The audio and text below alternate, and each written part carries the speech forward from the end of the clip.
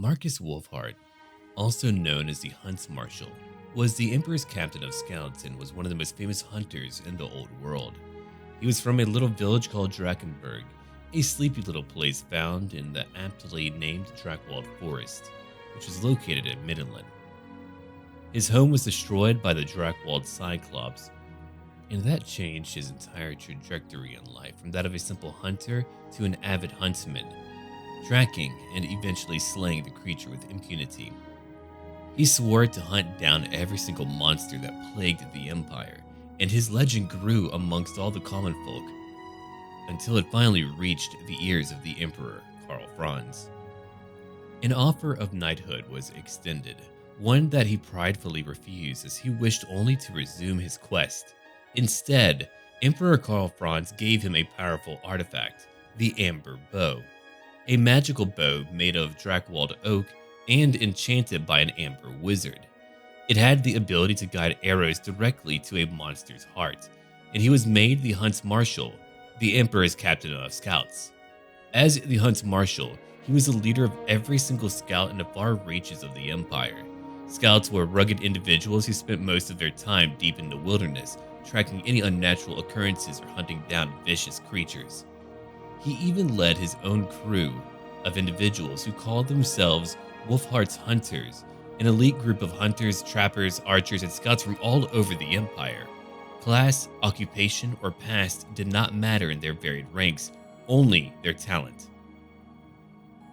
Markus also had a brother named Jacob who tracked down the high elf merworm, Amanar, across the world, putting together a magic item and a sea shanty that would bring it under his control. Unfortunately, he would lose his life in that quest, with his magical map falling into the hands of the vampire pirates instead. Empire archers are often groups of hunters and trappers that band together to form their own regiments. The northern provinces, with their deep ancient woods, are famous for their bowmen. Their rate of fire exceeds what their competition, the handgunners and crossbowmen, can bring. As an extension of the archers, the Deathjacks are being added. They're a renowned group of archers who were founded in the year 2004. They were hired to scout ahead of the Sterling army during the civil war between the three emperors.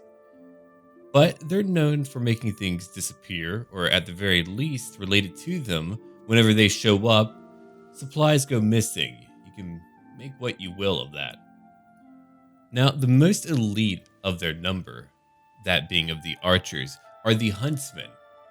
These are the true masters of the wild, able to track and cull the foul monsters that plague the highways of the Empire. And a more elite group of the Huntsmen that's being added are called the White Wolves. It's likely they're from Middenland, as Ulrich is the dominant god of wolves in winter there. There is a knightly order called the Knights of the White Wolf, but these are, of course, elite huntsmen. And finally, you have the War Wagon. It's an extreme variant of a chariot. A mobile battle tower with a crew of 6 warriors is what it was before, pulled by 2 war horses. These are meant to be movable platforms that either perform like a mobile transport for soldiers or provides a vantage point for archers, crossbowmen, and handgunners to shoot at the enemy. They can even install pieces of artillery into its tower, which provides the artillery with adequate speed and the Empire with firepower. Because of its artillery extensions, it makes sense that there are 2 additions to the War Wagon that we're going to get. A standard unit that adds a mortar, and finally a regiment of renown called the Black Lions. On their War Wagon is a Hellblaster volley gun. It'll be able to shoot at enemies and reposition as needed. There are some noted additions to the campaign map for the Old World, like Solend. Solend used to be an imperial province until the year 1707.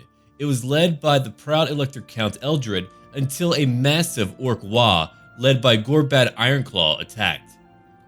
The destruction and loss of life was so thorough that Wissenland annexed its land, and the Runefang, one of the many magical blades given to the Elector Counts, was given to Kurt Helborg, the Reich Marshal of the Reichsguard Knights.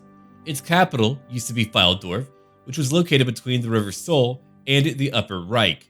Now Gelt, leading the Golden Order, will begin here. Another addition are the Elves in Drakewald Forest. Lord Lorne Forest is the home of a reclusive community of elves. It lies west of Salzenmund and the Silver Hills above it, and stretches west to the borders with the Wasteland.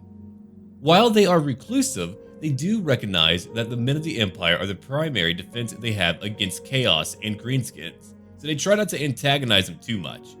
While it's technically part of Nordland's domain, they have various agreements with the Count about where human settlements can be built and what can be taken from the wood. These elves are called the Eonir, and are far less hostile than the Wood Elves of Athel Loren.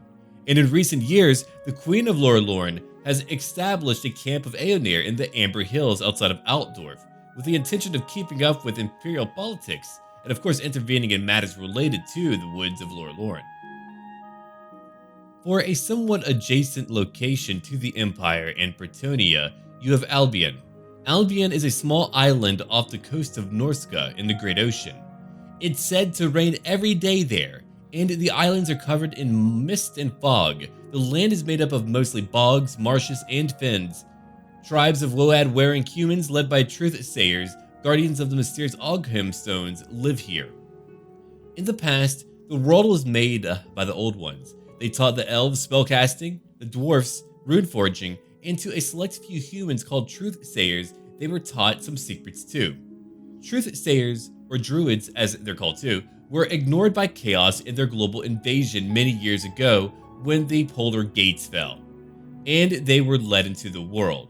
The druids had giants and their people form huge stone circles, those Ogham stones, and with mystical properties, it allowed them to bind Chaos and submit it to its will.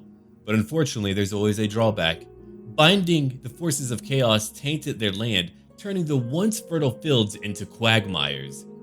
There's a very Arthurian Celtic influence to this island, and if it's being expanded on, we could see some very interesting developments in this part of the world.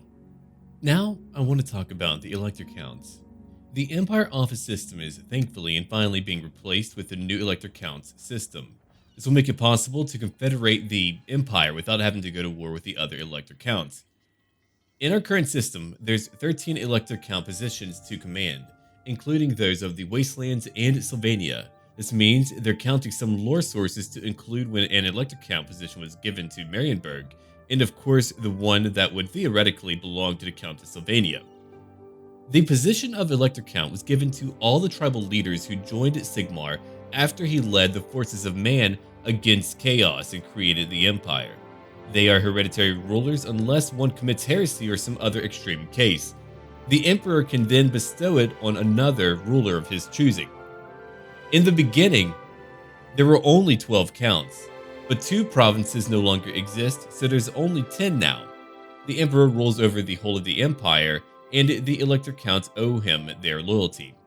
The Imperial throne is not hereditary though, so Karl Franz is indeed the Elector Count of Reichland and has been elected by the electors of the Empire as the Emperor. A big difference now is that while there are 10 Elector Counts, you have 15 total electors. R. Ulrich, the head of the cult of Ulrich, became an elector. The cult of Sigmar has the Grand Theogonist, their battle pope, and the 2 arch-electors beneath him who also count as electors. And long ago, in 1010, Emperor Ludwig the Fat gave an electoral vote to the Elder of the Moot, the leader of the Halflings. That ends my current lore overview of all of the new units that have been announced so far. If you would like to see more in the future, do let me know. I have no problem really going over the lore that I'm really excited to share about. And I will be doing a narrative lore series very soon too. We'll be playing as Markus Wolfheart, and who knows who else as well. And I'll be going over lore and potentially a narrative story as we go through the game itself. So I do hope that all of you did enjoy this video. If you did, do not forget to share it with your friends. Leave a like down below. And always, let me know what you would like to see in the future. If I know what you want to see, then I know, well, what to do. So, alright, that's it everyone. I'm very excited about this new content, and I hope that you are too, and I hope that I answered a few questions.